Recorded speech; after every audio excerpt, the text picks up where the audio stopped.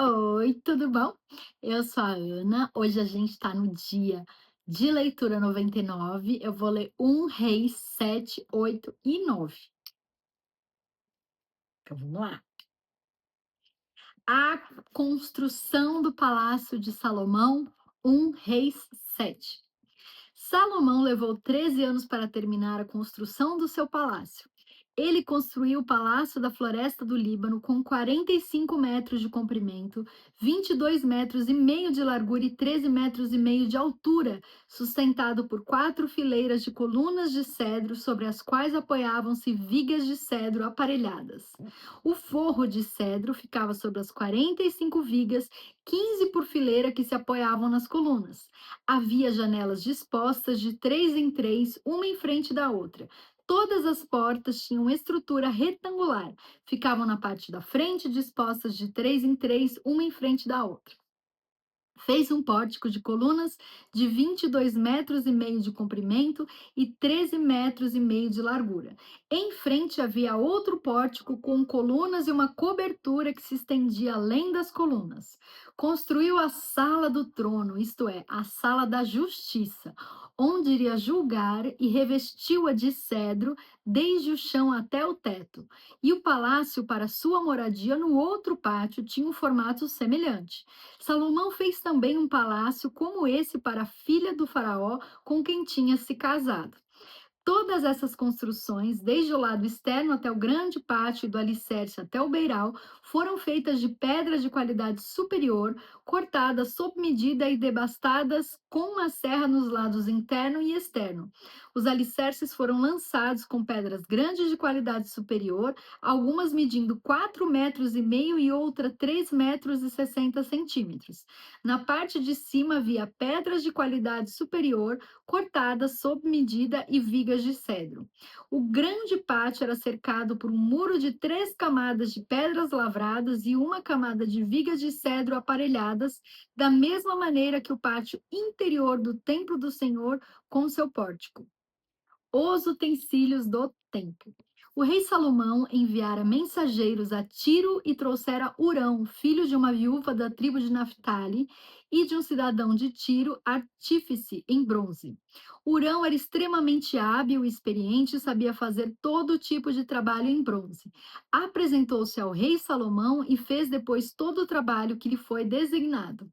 Ele fundiu 2 colunas de bronze, cada uma com 8 metros e 10 centímetros de altura e 5 metros e 40 centímetros de circunferência, medidas pelo fio apropriado.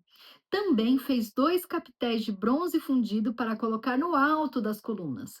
Cada capitel tinha 2 metros e 25 centímetros de altura. Conjuntos de correntes entrelaçadas ornamentavam os capitéis no alto das colunas, 7 em cada capitel. Fez também romãs em 2 fileiras que circundavam cada conjunto de correntes para cobrir os capitéis no alto das colunas. Fez o mesmo com cada capitel. Os capitéis no alto das colunas do pórtico tinham o formato de lírios, com 1,80 m de altura. Nos capitéis das 2 colunas, acima da parte que tinha formato de taça, perto do conjunto de correntes, havia 200 romãs enfileiradas ao redor. Ele levantou as colunas na frente do pórtico do templo, deu o nome de Jaquim à coluna ao sul e de Boaz à coluna ao norte. Os capitéis no alto tinham a forma de lírios, e assim completou-se o trabalho das colunas. Fez o tanque de metal fundido redondo, medido 4 metros e meio de diâmetro e 2 metros e 25 centímetros de altura. Era preciso um fio de 13 metros e meio para medir a sua circunferência. Abaixo da borda e ao seu redor havia 2 fileiras de frutos de 5 em 5 centímetros fundidas numa só pedra com o tanque. O tanque ficava sobre 12 touros, 3 voltados para o norte, 3 para o oeste, 3 para o sul e 3 para o leste. Ficava em cima deles, e as pernas traseiras dos touros eram voltadas para o centro. A espessura do tanque era de 4 dedos e sua borda era como a borda de um cálice, como uma flor de lírio. Sua capacidade era de 40 mil litros. Também fez 10 carrinhos de bronze. Cada um tinha 1,80 m de comprimento. 1,80 m de comprimento e de largura, e 1,35 m de altura. Os carrinhos eram feitos assim: tinham placas laterais presas a armações. Nas placas, entre as armações, havia figuras de leões, bois e querubins. Sobre as armações, acima e abaixo dos leões e bois, havia grinaldas de metal batido. Em cada carrinho havia 4 rodas de bronze com eixos de bronze, cada um com uma bacia apoiada em 4 pés e fundida ao lado de cada grinalda. No lado de dentro do carrinho havia uma abertura circular com 45 centímetros de profundidade. Essa abertura era redonda e com sua base media 70 centímetros. Havia esculturas em torno da abertura, as placas dos carrinhos eram quadradas e não redondas. As 4 rodas ficavam sob as placas e os eixos das rodas ficavam presos ao estrado. O diâmetro de cada roda era de 70 centímetros. As rodas eram feitas como rodas de carros. Os eixos, os aros, os raios e os cubos eram todos de metal fundido. Havia 4 cabos que se projetavam do carrinho, um em cada canto. No alto do carrinho havia uma lâmina circular de 22 centímetros de altura. Os apoios e as placas estavam fixados no alto do carrinho. Ele esculpiu figuras de querubins, leões e tamareiras na superfície dos apoios e nas placas, em cada espaço disponível com grinaldas ao redor. Foi assim que fez os 10 carrinhos. Foram todos fundidos nos mesmos moldes e eram idênticos no tamanho e na forma. Depois ele fez 10 pias de bronze, cada uma com capacidade de 800 litros, medindo 1,80 m de diâmetro. Uma pia para cada um dos 10 carrinhos. Ele pôs 5 carrinhos no lado sul do templo e 5 no lado norte. Pôs o tanque no lado sul, no canto sudeste do templo. Também fez os jarros, as pás e as bacias para aspersão. Assim, Hurão completou todo o trabalho de que fora encarregado pelo rei Salomão no templo do Senhor.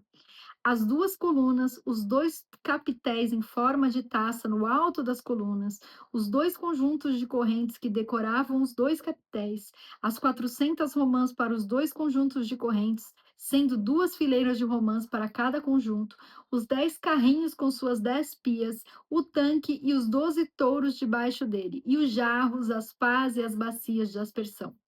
Todos esses utensílios que Hurão fez a pedido do rei Salomão para o templo do Senhor eram de bronze polido. Foi na superfície do Jordão, entre o Sucote e Zaretã, que o rei os mandou fundir em moldes de barro. Salomão não mandou pesar esses utensílios, eram tantos que o peso do bronze não foi determinado. Além desse, Salomão mandou fazer também estes outros utensílios para o templo do Senhor: o altar de ouro, a mesa de ouro sobre a qual ficavam os pães da presença, os candelabros de ouro puro, 5 à direita e 5 à esquerda, em frente do santuário interno, as flores, as lâmpadas e as tenazes de ouro, as bacias, os cortadores de pavio, as bacias para aspersão, as tigelas e os incensários, e as dobradiças de ouro para as portas da sala interna, isto é, o lugar santíssimo, e também para as portas do átrio principal. Terminada toda a obra que Salomão realizou para o templo do Senhor, ele trouxe tudo que seu pai havia consagrado e colocou junto com os tesouros do templo do Senhor, a prata, o ouro e os utensílios. Agora, 1 Reis 8. O transporte da arca para o templo. Então o rei Salomão reuniu em Jerusalém as autoridades de Israel, todos os líderes das tribos e os chefes das famílias israelitas, para levarem de Sião, a cidade de Davi, a arca da aliança do Senhor. E todos os homens de Israel uniram-se ao rei Salomão por ocasião da festa no mês de Etanim, que é o 7º mês. Quando todas as autoridades de Israel chegaram, os sacerdotes pegaram a arca do Senhor e a levaram, com a tenda do encontro e com todos os seus utensílios sagrados. Foram os sacerdotes e os levitas que levaram tudo. O rei Salomão e toda a comunidade de Israel, que se havia reunido a ele diante da arca, sacrificaram tantas ovelhas e bois que nem era possível contar. Os sacerdotes levaram a arca da aliança do Senhor para o seu lugar no santuário interno do templo, isto é, no lugar santíssimo, e a colocaram debaixo das asas dos querubins. Os querubins tinham suas asas estendidas sobre o lugar da arca e cobriam a arca e as varas utilizadas para o transporte. Essas varas eram tão compridas que as suas pontas, que se estendiam para fora da arca, podiam ser vistas da frente do santuário interno, mas não de fora dele. E elas estão lá até hoje. Na arca havia só as duas tábuas de pedra que Moisés tinha colocado quando estava em Horebe, onde o Senhor fez uma aliança com os israelitas depois que saíram do Egito. Quando os sacerdotes se retiraram do lugar santo, uma nuvem encheu o templo do Senhor, de forma que os sacerdotes não podiam desempenhar o seu serviço, pois a glória do Senhor encheu o seu templo. E Salomão exclamou: O Senhor disse que habitaria numa nuvem escura. Na realidade, construí para ti um templo magnífico, um lugar para nele habitares para sempre. Depois o rei virou-se e abençoou toda a Assembleia de Israel que estava ali em pé, e disse: Bendito seja o Senhor, o Deus de Israel, que com sua mão cumpriu o que sua própria boca havia prometido a meu pai Davi, quando lhe disse: Desde o dia em que tirei Israel, meu povo do Egito, não escolhi nenhuma cidade das tribos de Israel para nela construir um templo em honra ao meu nome, mas escolhi Davi para governar Israel, meu povo. Meu pai Davi tinha no coração o propósito de construir um templo em honra ao nome do Senhor, o Deus de Israel. Mas o Senhor lhe disse: Você fez bem em ter no coração o plano de construir um templo em honra ao meu nome. No entanto, não será você que o construirá, mas o seu filho que procederá de você. Ele construirá o templo em honra ao meu nome. E o Senhor cumpriu a sua promessa. Sou o sucessor de meu pai Davi e agora ocupo o trono de Israel, como o Senhor tinha prometido, e construí o templo em honra ao nome do Senhor, o Deus de Israel. Providenciei nele um lugar para a arca, na qual estão as tábuas da aliança do Senhor, a aliança que fez com os nossos antepassados quando os tirou do Egito. A oração de dedicação. Depois, Salomão colocou-se diante do altar do Senhor, diante de toda a Assembleia de Israel, levantou as mãos para o céu e orou. Senhor, Deus de Israel, não há Deus como tu em cima nos céus, nem embaixo na terra. Tu que guardas a tua aliança de amor com os teus servos, que de todo o coração andam segundo a tua vontade. Cumpriste a sua promessa a teu servo Davi, meu pai, com tua boca prometeste e com tua mão a cumpriste, conforme hoje se vê. Agora, Senhor, Deus de Israel, cumpre a outra promessa que fizeste a teu servo Davi, meu pai, quando disseste: Você nunca deixará de ter diante de mim um descendente que se assente no trono de Israel, se tão somente os seus descendentes tiverem o cuidado de, em tudo, andarem segundo a minha vontade, como você tem feito. Agora, ó Deus de Israel, que se confirme a palavra que falaste a teu servo Davi, meu pai. Mas será possível que Deus habite na terra? Os céus, mesmo os mais altos céus, não podem conter-te, muito menos este templo que construí. Ainda assim, atende à oração do teu servo e ao seu pedido de misericórdia, ó Senhor meu Deus. Ouve o clamor e a oração que o teu servo faz hoje na tua presença. Estejam os teus olhos voltados de noite para este templo, lugar do qual disseste que nele porias o teu nome, para que ouças a oração que o teu servo fizer voltado para este lugar. Ouve as súplicas do teu servo de Israel, o teu povo, quando orarem, voltados para este lugar. Ouve dos céus, lugar da tua habitação, e quando ouvires, dá-lhes o teu perdão. Quando um homem pecar contra seu próximo e tiver que fazer um juramento, e vier jurar diante do teu altar neste templo, ouve dos céus e age. Julga os teus servos, condena o culpado, fazendo recair sobre a sua própria cabeça a consequência da sua conduta e declara sem culpa o inocente, dando-lhe o que a sua inocência merece.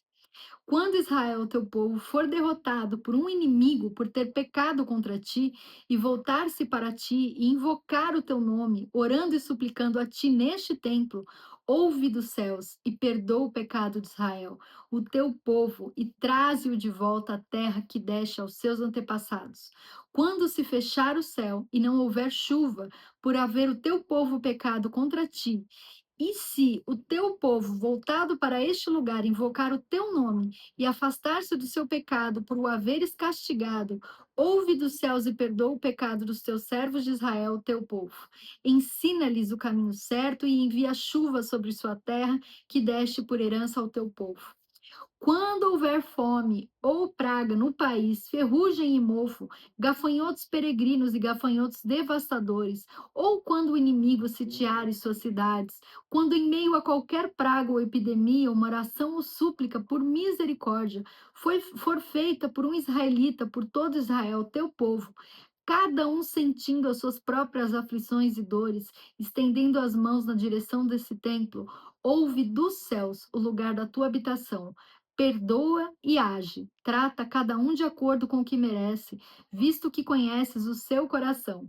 Sim, só tu conheces o coração do homem. Assim eles te temerão durante todo o tempo em que viverem na terra que deste aos nossos antepassados.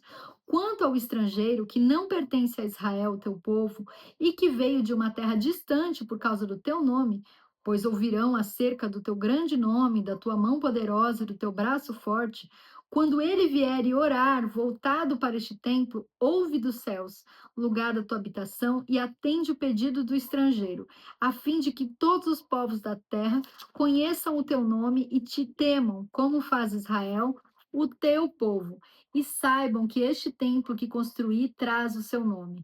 Quando o teu povo for à guerra contra os seus inimigos, por onde quer que tu por onde quer que tu enviares, e orar ao Senhor voltado para a cidade que escolheste e para o templo que construí em honra ao teu nome, ouve dos céus a sua oração e a sua súplica e defende a sua causa.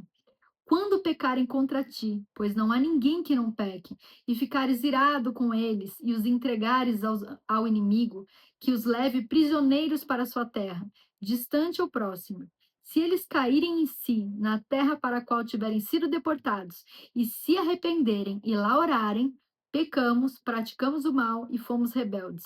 E se lá eles se voltarem para ti de todo o seu coração e de toda a sua alma, na terra dos inimigos que os tiverem levado como prisioneiros, e orarem voltados para a terra que deste aos seus antepassados, para a cidade que escolheste e para o templo que construí, em honra ao teu nome, então, desde os céus, o lugar da tua habitação, ouve a sua oração e a sua súplica e defende a sua causa.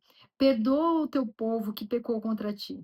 Perdoa todas as transgressões que cometeram contra ti e faze com que os teus conquistadores tenham misericórdia deles, pois são o teu povo e a tua herança que tiraste do Egito da fornalha da fundição. Que os teus olhos estejam abertos para a súplica do teu servo e para a súplica de Israel, teu povo, e que os ouças sempre que clamarem a ti, pois tu os escolheste dentre todos os povos da terra para serem a tua herança, como declaraste por meio do teu servo Moisés, quando tu, ó soberano Senhor, tiraste os nossos antepassados do Egito. Quando Salomão terminou a oração e a súplica ao Senhor, levantou-se diante do altar do Senhor, onde tinha se ajoelhado e estendido as mãos para o céu. Pôs-se em pé e abençoou em alta voz toda a Assembleia de Israel, dizendo: Bendito seja o Senhor, que deu descanso a Israel, seu povo, como havia prometido. Não ficou sem cumprimento nenhuma de todas as boas promessas que ele fez por meio do seu servo Moisés. Que o Senhor, o nosso Deus, esteja conosco, assim como esteve com os nossos antepassados. Que ele jamais nos deixe nem nos abandone, e faça com que de coração nos voltemos para ele, a fim de andarmos em todos os seus caminhos e obedecermos aos seus mandamentos, decretos e ordenanças que deu aos nossos antepassados. E que as palavras da minha súplica ao Senhor tenham acesso ao Senhor, o nosso Deus, dia e noite, para que ele defenda a causa do seu servo e a causa de Israel, o seu povo, de acordo com o que precisarem. Assim, todos os povos da terra saberão que o Senhor é Deus e que não há nenhum outro.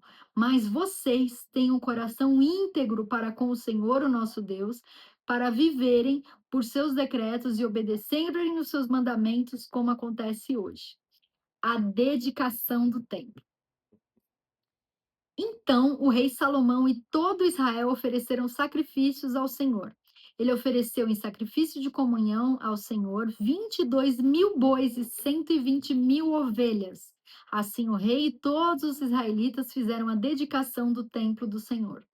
Naquele mesmo dia, o rei consagrou a parte central do pátio que ficava na frente do templo do Senhor e ali ofereceu holocaustos, ofertas de cereal e a gordura das ofertas de comunhão, pois o altar de bronze diante do Senhor era pequeno demais para comportar os holocaustos, as ofertas de cereal e a gordura das ofertas de comunhão. E foi assim que Salomão, com todo Israel, celebrou a festa naquela data. Era uma grande multidão, gente vinda desde Lebo-Amate até o ribeiro do Egito. Celebraram-na diante do Senhor, o nosso Deus, durante 7 dias. No oitavo dia, Salomão mandou o povo para casa. Eles abençoaram o rei e foram embora, jubilosos e de coração alegre por todas as coisas boas que o Senhor havia feito por seu servo Davi e por Israel, o seu povo. Agora, 1 Reis 9. Brito, né? Mas é curto. O Senhor aparece a Salomão. Quando Salomão acabou de construir o templo do Senhor, o palácio real e tudo mais que desejara construir, o Senhor lhe apareceu pela segunda vez, como lhe havia aparecido em Gibeon. O Senhor lhe disse: Ouvi a oração e a súplica que você fez diante de mim. Consagrei este templo que você construiu para que nele habite o meu nome para sempre. Os meus olhos e o meu coração estarão sempre nele. E se você andar segundo a minha vontade, com integridade de coração e com retidão, como fez o seu pai Davi, se fizer tudo o que eu lhe ordeno, obedecendo aos meus decretos e às minhas ordenanças, firmarei para sempre sobre Israel o seu trono, conforme prometi a Davi, seu pai, quando lhe disse: Nunca lhe faltará descendente para governar Israel. Mas se você ou seus filhos se afastarem de mim e não obedecerem aos mandamentos e aos decretos que lhes dei, e prestarem culto a outros deuses e adorá-los, desarraigarei Israel da terra que lhes dei e lançarei para longe da minha presença este templo que consagrei ao meu nome. Israel se tornará então objeto de zombaria entre todos os povos. E embora este templo seja agora imponente, todos os que passarem por ele ficarão espantados e perguntarão: por que o Senhor fez uma coisa dessas a esta terra e a este templo? E a resposta será: porque abandonaram o Senhor, o seu Deus, que tirou seus antepassados do Egito e se apegaram a outros deuses, adorando-os e prestando-lhes culto. Por isso, o Senhor trouxe sobre eles toda esta desgraça. Aí, outros feitos de Salomão. Depois de 20 anos, durante os quais construiu esses dois edifícios, o templo do Senhor e o palácio real, o rei Salomão deu 20 cidades da Galileia a Irão, rei de Tiro, pois Irão lhe havia fornecido toda a madeira de cedro e de pinho e o ouro de que ele precisou. Mas, quando este veio de Tiro para ver as cidades que Salomão lhe dera, não gostou. Que cidades são essas que tu me deste, meu irmão? Ele perguntou. E as chamou Terra de Cabum, nome que elas têm até hoje. Irão tinha enviado ao rei 4.200 quilos de ouro. O rei Salomão impôs trabalhos forçados para que se construísse o templo do Senhor, seu próprio palácio, o Milo, o muro de Jerusalém, bem como Azor, Megido e Gézer. O faraó, rei do Egito, havia atacado e conquistado Gézer. Incendiou a cidade, matou seus habitantes, que eram cananeus, e a deu como presente de casamento à sua filha, a mulher de Salomão. E Salomão reconstruiu Gézer. Ele construiu Bet-Horon Baixa, Baalate e Tadmor, no deserto desta região, bem como todas as cidades armazéns e as cidades onde ficavam seus carros de guerra e os seus cavalos.